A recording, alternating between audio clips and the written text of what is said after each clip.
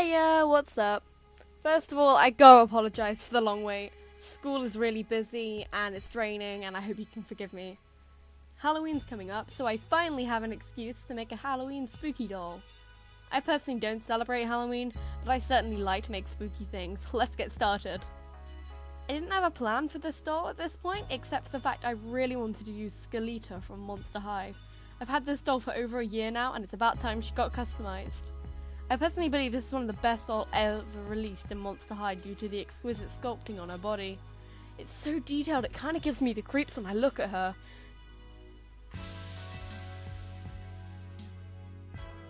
You know the drill by now, I use acetone and cotton buds to remove the factory paint. This was kind of sad because it was so beautiful to begin with.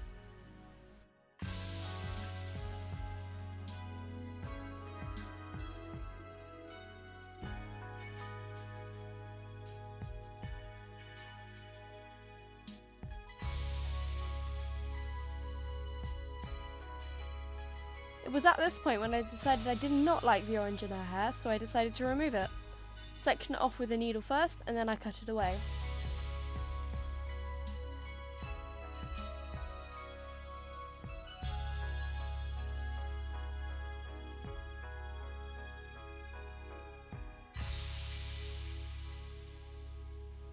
After removing her head, I carefully scraped the plugs away, being careful not to hit any of the black plugs. I thought about using black to fill in her hair, but a second colour just felt way better, so I went with blue. This is Lapis Sapphire from My Little Customs. This was in fact the same hair I used for our team a couple videos back. Like usual, I slip a couple strands of hair onto my rebooting tool and plunge them into the head.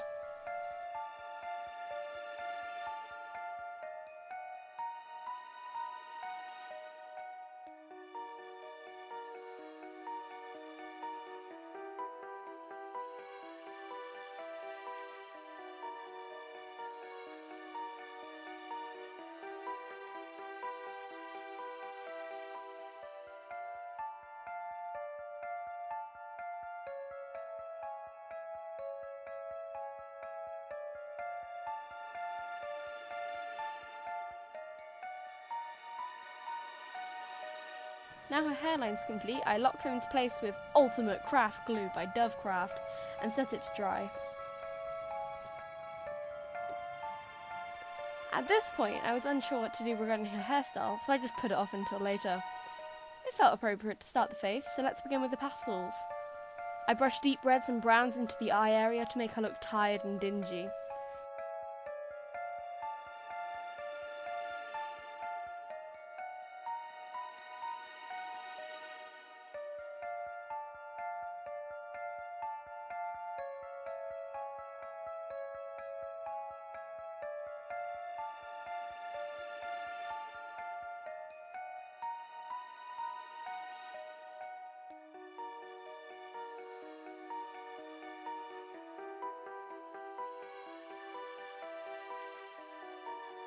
It began to look too red, so I deepened it with blacks and erased parts of it.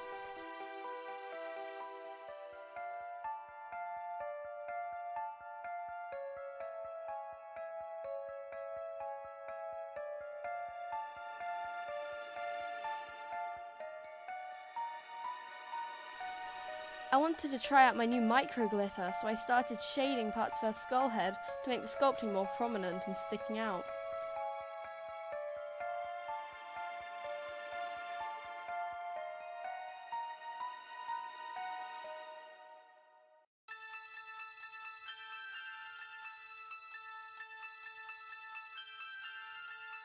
Some tribal makeup on her nose was fitting too, as I wasn't confident to cut off the nose, but I wanted it to be less prominent like a skull.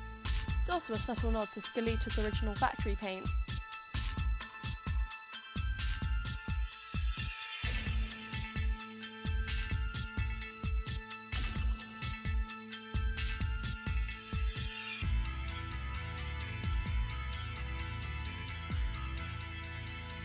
It became difficult to work on her when it was just her head, so I temporarily placed her on a Crazy Monster body, which has a different neck peg to allow the head to be removed easily.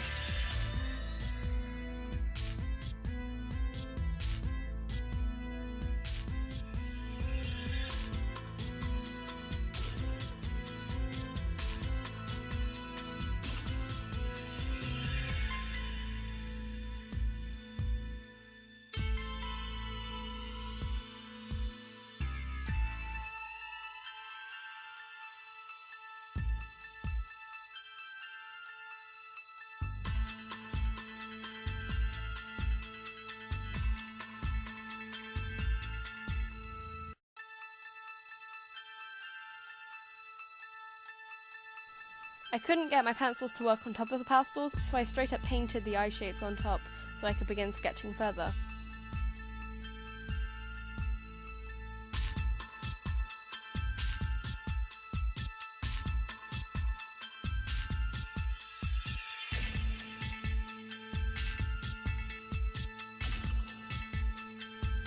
I decided not to give her a pupil, mainly to achieve more of a dead look, and I also built up a really nice gradient in her eyes that I didn't want to disturb.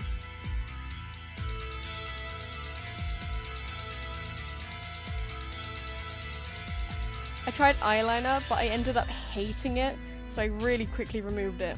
It's not perfect at this point, but trust me, I can make it work.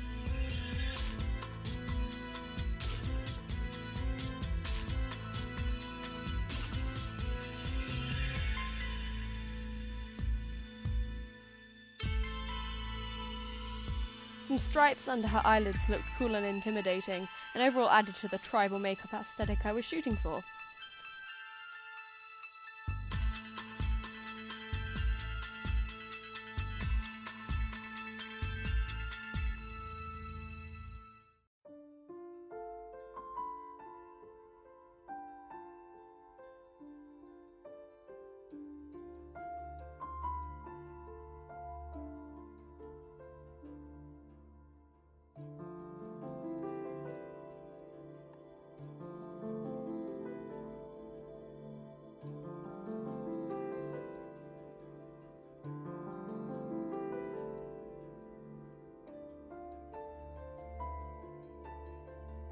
Some thin eye shines tie the face up together, and I gotta say, I'm pretty impressed.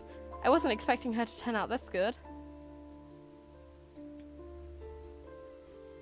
I've decided what I want for her hair at this point. I want to do dreadlocks. I believed I could make them myself, so with the aid of a few YouTube videos for help, I began the tedious process of knotting her hair into tight and somewhat fuzzy tubes.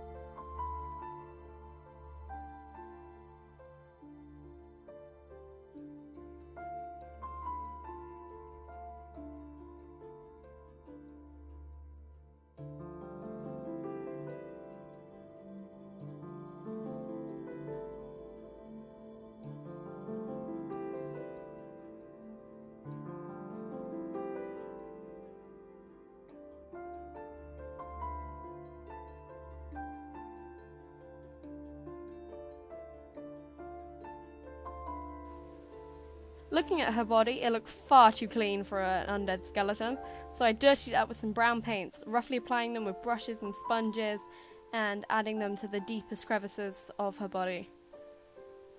This was so fun, diving into all of the parts of the sculpt, especially along the spine. It was so cool.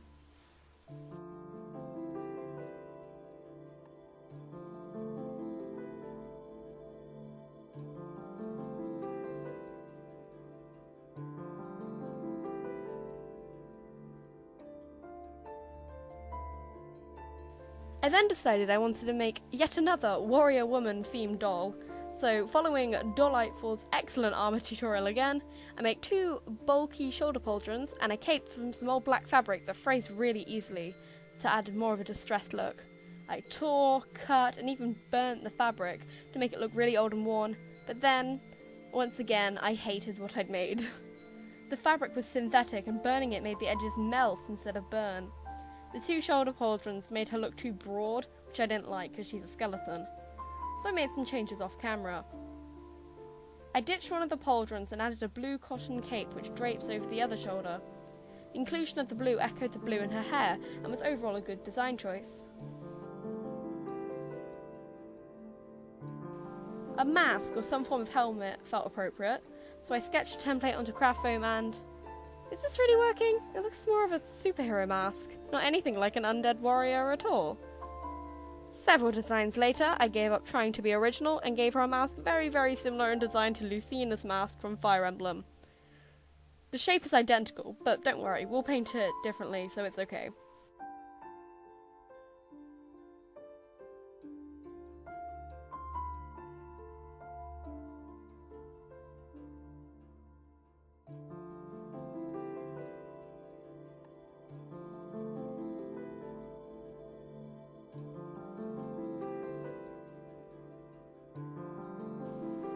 I painted it a dark silver and hot glued an elastic loop onto the back so she can wear it and still be removable. Some studded bracelets felt right, so I took some Monster High stud bracelets and painted them to match my idea. Priming them in a black or dark brown sets a really good base for metallic paints and makes them look better in most cases.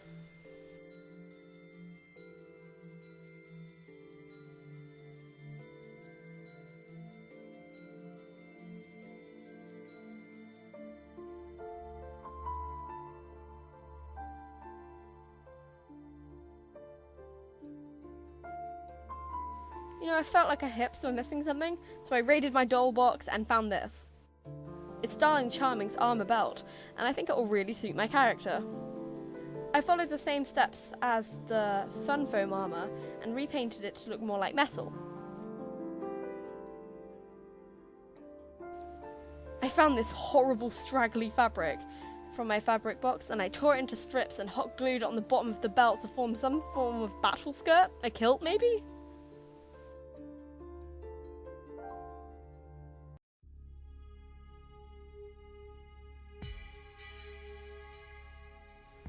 I also glued a strap around her thigh and hot glued a small skull to it, which I made from some spare epoxy sculpt clay. I just thought it needed more detail.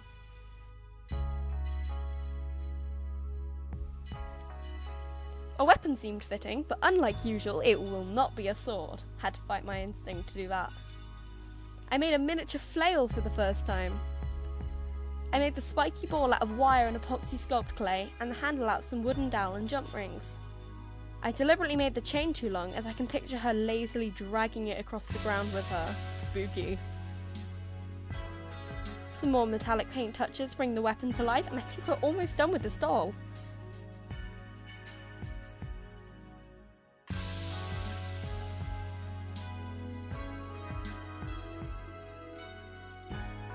I was just about to call the project done when I stopped kidding myself and admitted that her cape is far too clean and neat. My dad told me he had some ideas on how to weather the cape, so I handed it over to him and let him do the thing.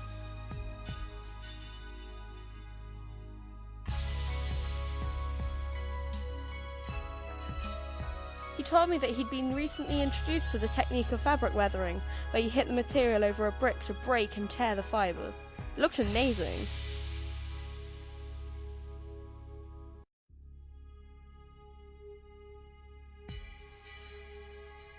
I finished up the job with some black inks and paints to add dirt, and now I can finally call this doll finished at last.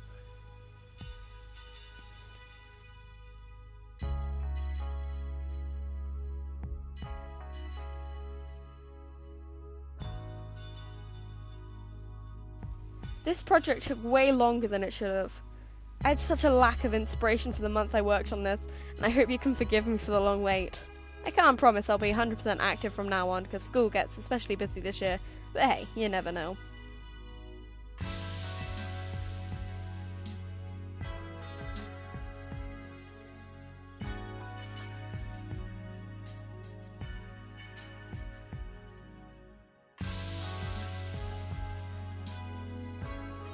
If you enjoyed this video, make sure to like and subscribe, and don't forget to follow me on Instagram for updates about my projects. See you next time. Bye!